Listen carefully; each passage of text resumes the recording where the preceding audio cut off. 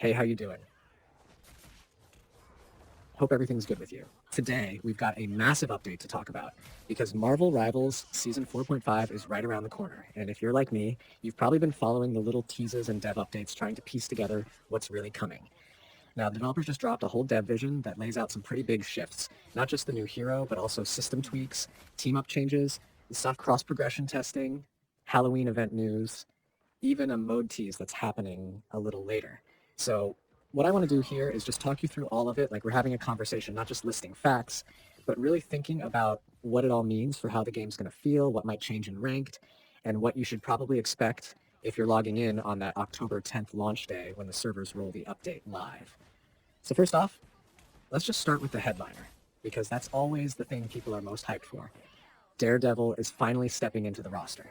This is a hero people have been asking about for months, maybe since launch, honestly, because Marvel's street-level fighters bring a different energy compared to cosmic heavyweights or armored titans. And Daredevil isn't being slotted in as some utility character either.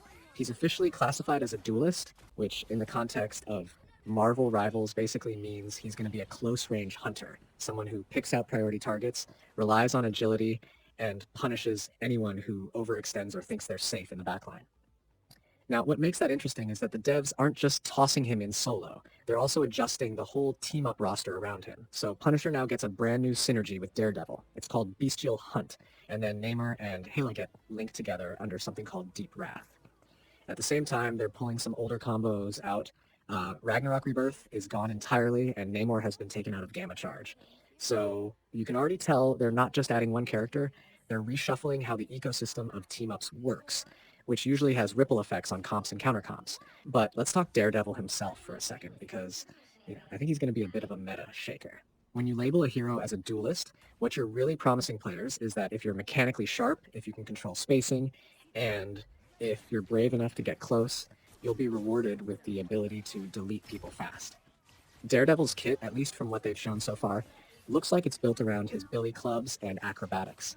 You can almost feel the playstyle. Dashing in, forcing one-on-one trades even inside chaotic 6-on-6 fights, and making life miserable for fragile supports or strategists who rely on keeping their distance. I think players who have been craving that assassin-like pressure role are going to love him. But at the same time, there's going to be some growing pains, because every time a new high-mobility duelist enters the game, people underestimate how fast they can be punished by crowd control or by just being in the wrong place at the wrong time.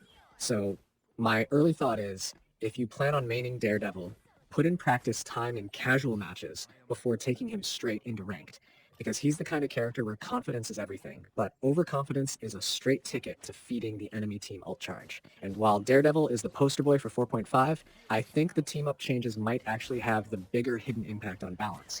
Removing Ragnarok Rebirth is not small.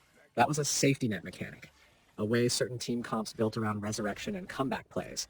Without it, those compositions won't function the same, so you might see less emphasis on dragging fights out and more emphasis on securing kills cleanly.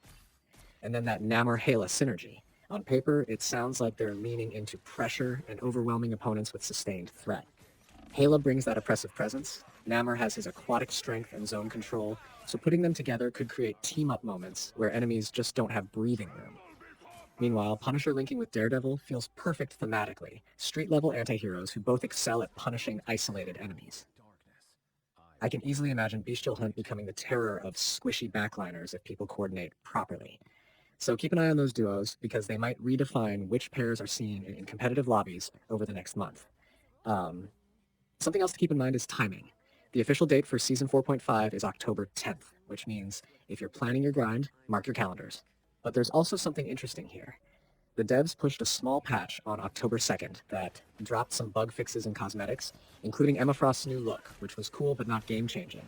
It shows they're separating their quick fixes from their bigger content pushes, and that's probably a good sign, because it means the mid-season update isn't going to get bogged down with patch clutter. October 10th is when the real shakeup starts. Now, one of the biggest quality of life updates teased here is cross-progression. Now, before anyone gets too excited, the devs have been very clear. This is a test run. It's only going to be available for a select group of players during Season 4.5, and then if that goes well, they're aiming for a full rollout in Season 5. So what does that mean? It means you shouldn't expect to instantly hop between PC and console with your entire account progress just yet, unless you're part of the test group. But the fact that they're even bringing it into live testing is huge. Cross progression in a hero shooter is basically a player retention booster. People stop worrying about where they've unlocked skins or where their ranked climb is going. They can just play wherever their friends are or whichever platform is convenient that day.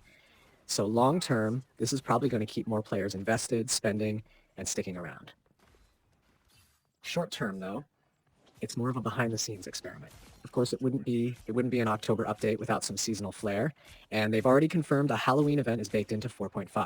So expect themed cosmetics, probably some limited time earnables, and maybe a spooky twist on certain maps.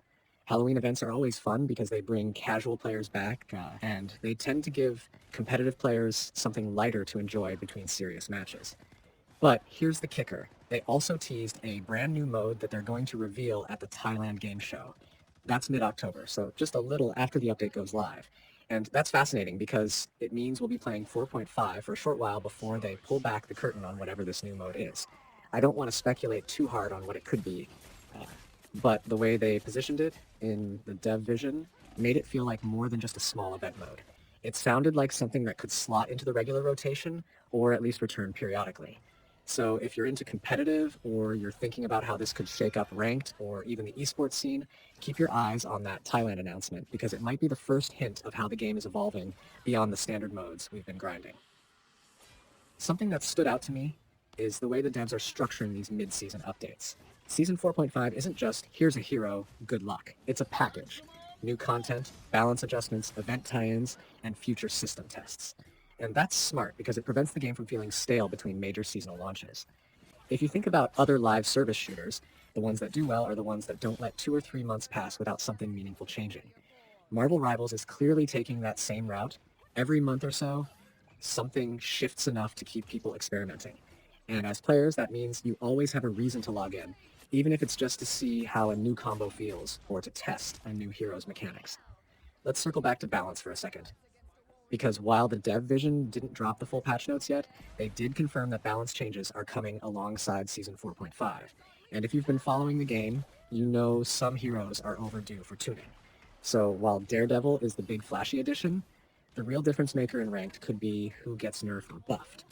We won't know exact numbers until the official patch notes hit, but history suggests that mid-season updates are when devs like to trim overperforming kits and give underpicked heroes a bit more power. So my advice is, don't lock your ranked strategy too tightly right now, because the tier list could look very different once the numbers come out. So what does all of this mean if you're just a regular player looking to make the most out of the update? First thing, stockpile your currency, because Daredevil plus Halloween skins are going to tempt you, and it's always better to have resources ready on launch day than scrambling afterward.